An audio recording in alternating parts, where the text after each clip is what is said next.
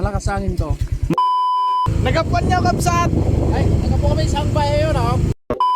Pakapigado active pati sa ba? Hello, what is up? So ayun na nga at probinsyanong tambay nagbabalik. So bale ang oras natin ngayon ay 12 o'clock ng hating gabi. So dito nga ay pauwi na ako at dahil galing ako sa kabilang bayan. So dito nga ay napag-usap-usapan namin sa mga kasama kong boys na to na bago ako uuwi maglulugaw muna kami, kakain muna kami ng lugaw. So bali dito nga ay nagsama-sama kami at nag-ride kami. So bali papunta kami sa sentro, sa bayan at maglulugaw kami. Pagkatapos naming maglugaw tsaka ako uuwi. So yun na nga at dito nga ay nag-e-enjoy kami, nagra-rides kami. Yun na nga at habang nagra-rides kami ay nangyari ang mga pangyayari na hindi namin inaasahan. Hay, buhay niya naman.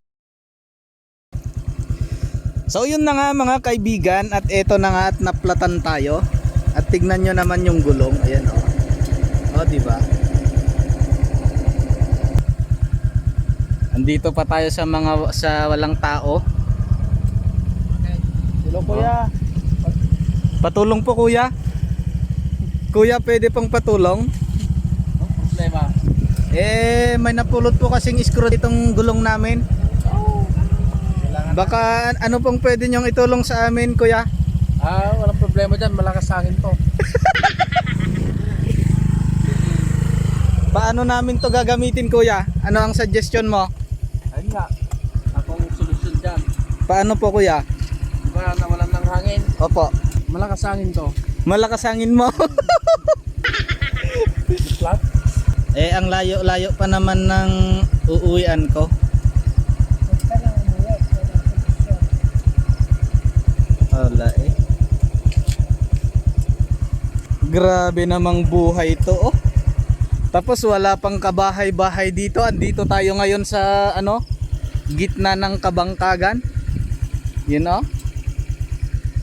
Walang mapaghihingan ng tulong.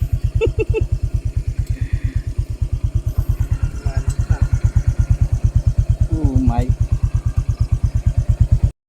So ayun na nga mga kaibigan at tatanggalin na natin. So ang gagawin lang natin dito, uuwi tayo ng ganito ang gulong natin. Magra-running flat tayo. Wala na tayong magagawa. So ayun na nga, tatanggalin na mga kaibigan. At wala na tayong magagawa. Yun na nga. Oh, ang tigas oh.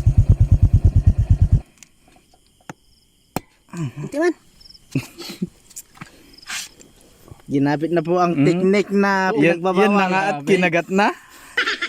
Ang tibay ng ngipin. Yan na po si... Oh! Ang galing.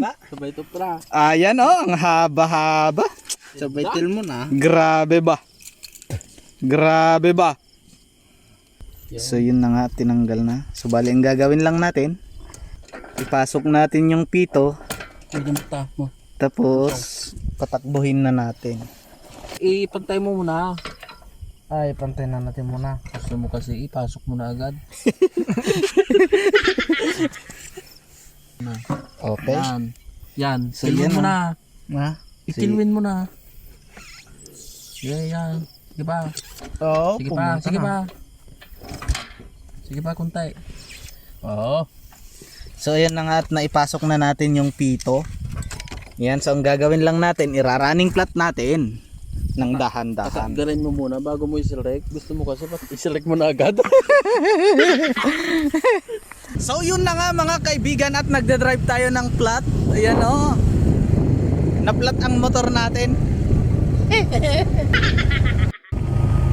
Ayan o, so bali ang takbo lang natin 20 pesos. Yan yung mga kasama ko. Ayan o. Oh, diba? Ayos, diba? Ayos.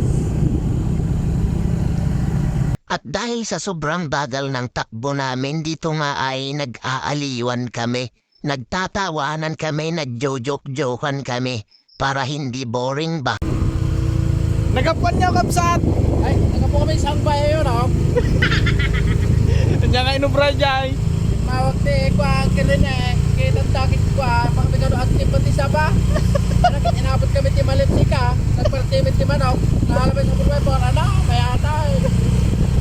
di naginom kayo kay Grab.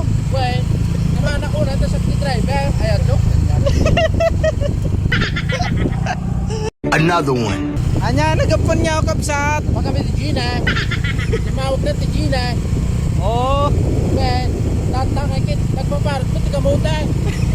Hindi ko kit pa. Hindi malayam. Ano manok na napista eh. oh. Nakalapit din ti kwa. Ara kain. Okay, may ate. Mayaten. Tapos nag-chatten. Well, So yun na nga at andito na tayo sa lugawan. So maglulugaw tayo. So yun na nga at habang kumakain kami ng lugaw ay hindi ko pa rin maiwasan isipin yung nangyari sa gulong ko. Kasi nga malayo pa ang uuwian ko. So bali, pagkatapos namin kumain ng lugaw ay ipagpapatuloy ko ang pagpapatakbo. Pauwi, baka nasa 5 kilometro pa siguro ang tatakbohin ko bago ako makauwi.